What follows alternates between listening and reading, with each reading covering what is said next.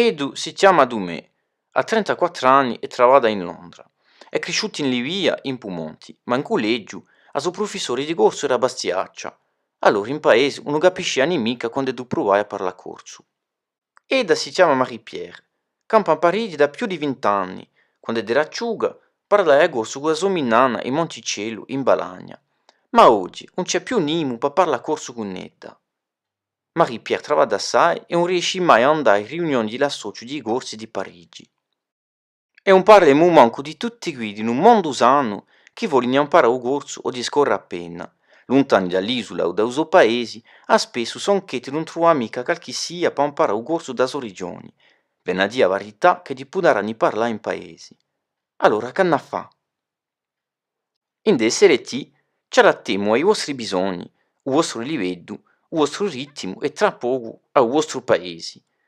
Nante il nostro nuovo sito, Marie-Pierre scontra Giuseppina, 65 anni, di Santa Riparata, un altro paese di Balagna.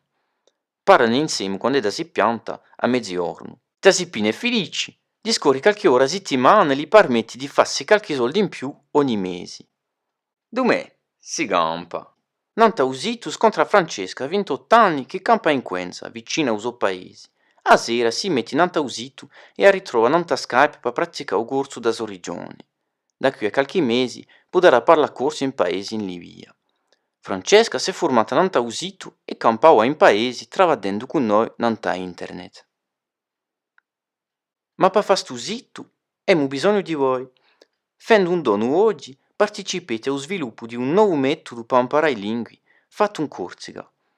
Grazie a questo nuovo sito potremo adattare il nostro metodo a tutti quelli che vogliono imparare o trasmettere la lingua e iniziare una rivoluzione linguistica.